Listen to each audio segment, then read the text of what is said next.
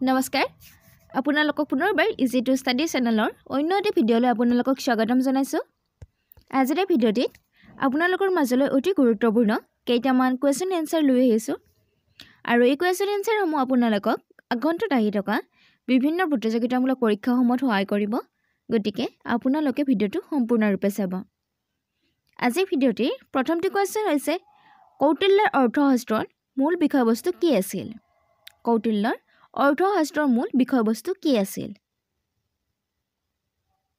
অপচনৰ ভিতৰত শুদ্ধ উত্তৰটি হ'ব অপচন নম্বৰ এ ৰাজনীতি মনত ৰাখিব কৌটিল্যৰ অৰ্থশাস্ত্ৰৰ মূল বিষয়বস্তু আছিল ৰাজনীতি নেক্সট কুৱেশ্যনটিত আছে সাহিত্য একাডেমী বঁটাৰ প্ৰচলন কেতিয়াৰ পৰা হৈছিল অপচনৰ ভিতৰত শুদ্ধ উত্তৰটি হ'ব option number A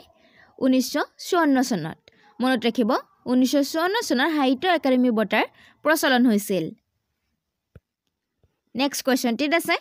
my experiment with truth নামৰ গ্ৰন্থখনৰ লেখক কোন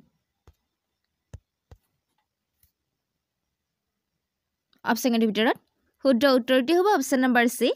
মহাত্মা গান্ধী মনত ৰাখিব মাই এক্সপেৰিমেণ্ট উইথ ট্ৰুথ এই গ্ৰন্থখনৰ লিখক হৈছে মহাত্মা গান্ধী নেক্সট কুৱেশ্যনটিত আছে জ্ঞানপীঠ বঁটা বিজয়ী প্ৰথম সাহিত্যিকজনৰ নাম কি অৰ্থাৎ কোনগৰাকী সাহিত্যিকে প্ৰথমবাৰ জ্ঞানপীঠ বঁটা বিজয় হৈছিল বা লাভ কৰিছিল অপচনৰ ভিতৰত শুদ্ধ উত্তৰটি হ'ব option number B G Shankar Kurup মনত ৰাখিব জ্ঞানপীঠ বঁটা বিজয়ী প্ৰথম সাহিত্যিকগৰাকী হৈছে জি শংকৰ কৌৰৱ নেক্সট কুৱেশ্যনটিত আছে সবচৰ কুদ উৎসৱ কোনখন ৰাজ্যত পালন কৰা হয়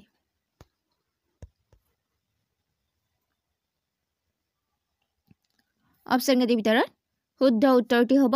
অপচন নম্বৰ এ মিজোৰাম মনত ৰাখিব সবচৰ কুদ উৎসৱ মিজোৰামত পালন কৰা হয় নেক্সট কুৱেশ্যনটিত আছে ভাৰতত চন্দনৰ বাবে বিখ্যাত ৰাজ্যখনৰ নাম কি ভাৰতৰ চন্দনৰ বাবে বিখ্যাত ৰাজ্যখনৰ নাম কি অপচনৰ ভিতৰত শুদ্ধ উত্তৰটি হ'ব অপচন নম্বৰ বি কৰ্ণাটক মনত ৰাখিব কৰ্ণাটক ৰাজ্যখন চন্দনৰ বাবে বিখ্যাত নেক্সট কুৱেশ্যনটিত আছে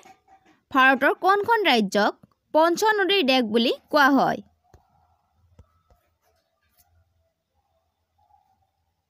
অপচনৰ ভিতৰত শুদ্ধ উত্তৰটি হ'ব অপচন নম্বৰ চি পঞ্জাৱ মনত ৰাখিব ভাৰতৰ পঞ্জাৱ ৰাজ্যখন পঞ্চ নদীৰ দেশ বুলি কোৱা হয় নেক্সট কুৱেশ্যনটিত আছে ভাৰতত কেতিয়া আকাশবাণী কেন্দ্ৰ স্থাপন কৰা হৈছিল অপচনৰ ভিতৰত শুদ্ধ উত্তৰটি হ'ব অপচন নম্বৰ ডি 1937 চনত মনত ৰাখিব ভাৰতত 1937 চনত আকাশবাণী কেন্দ্ৰ স্থাপন কৰা হৈছিল নেক্সট কুৱেশ্যনটিত আছে ট্ৰেইন টু পাকিস্তান গ্ৰন্থখনৰ লেখক কোন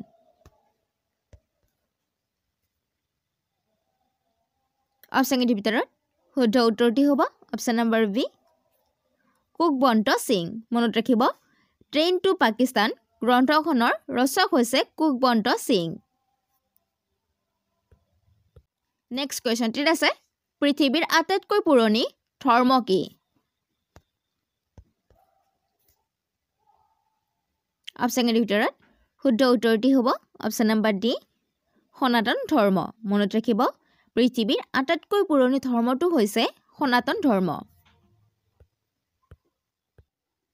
নেক্সট কুৱেশ্যনটিত আছে পৃথিৱীৰ আটাইতকৈ পুৰণি সভ্যতা কোনটো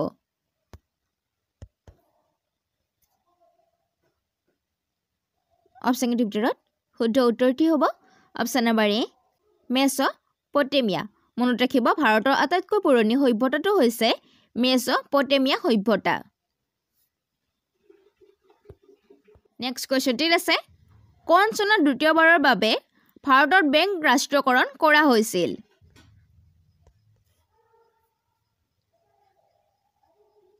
অপচনৰ ভিতৰত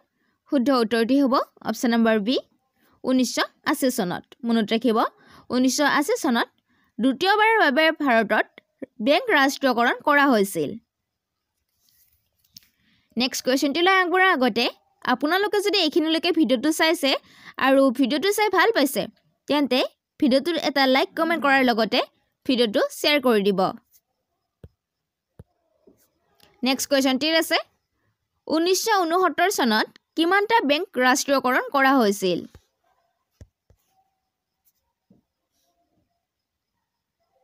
অপশ্যনৰ ভিতৰত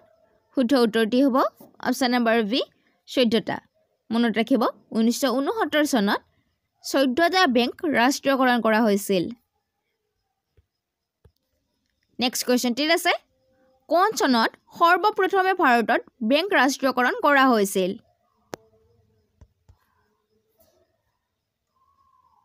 অপশ্যনৰ ভিতৰত শুদ্ধ উত্তৰটি হ'ব অপশ্যন নম্বৰ ডি 1969 চনত মনত ৰাখিব 1969 চনত ভাৰতৰ সৰ্বপ্ৰথম বেংক ৰাষ্ট্ৰীয়কৰণ কৰা হৈছিল নেক্সট কোৱেশ্চনটি আছে বিশ্ব বেংক কেতিয়া প্ৰতিষ্ঠা কৰা হৈছিল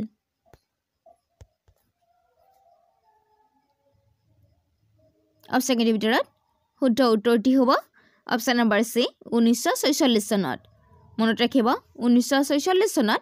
বিশ্ব বেংক প্ৰতিষ্ঠা কৰা হৈছিল নেক্সট কোৱেশ্চনটি আছে আন্তঃৰাষ্ট্ৰীয় মুদ্ৰা নিধিৰ মুখ্য কাৰ্যালয় ক'ত অৱস্থিত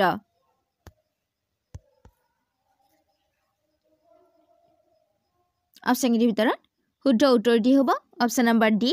ৱাশ্বিংটন ডিচিত মনত ৰাখিব আন্তঃৰাষ্ট্ৰীয় মুদ্ৰা নিধিৰ মুখ্য কাৰ্যালয় ৱাশ্বিংটন ডিচিত অৱস্থিত নেক্সট কোৱেশ্চনটি আছে কলচী উদ্ভিদ ক'ত পোৱা যায়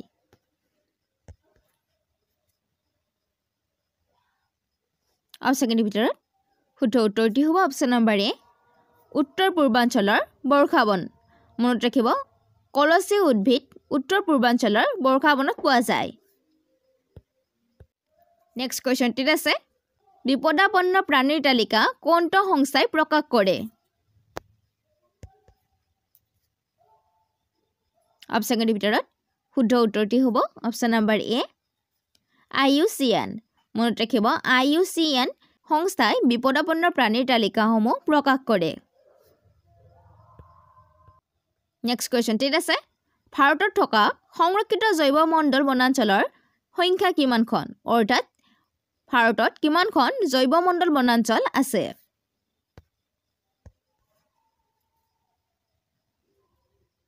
অপশ্যনৰ ভিতৰত শুদ্ধ উত্তৰটি হ'ব অপশ্যন নম্বৰ বি 18খন মনত ৰাখিব ভাৰতত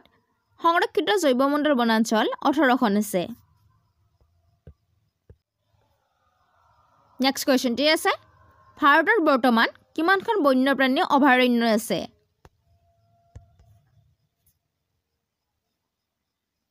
অপশ্যনৰ ভিতৰত শুদ্ধ উত্তৰটি হ'ব অপশ্যন নম্বৰ ডি 567খন মনত ৰাখিব ভাৰতত বৰ্তমান 567খন বন্যপ্ৰাণী অভয়াৰণ্য আছে নেক্সট কোৱেশ্চনটি আছে ভাৰতৰ বৰ্তমান কিমানখন ৰাষ্ট্ৰীয় উদ্যান আছে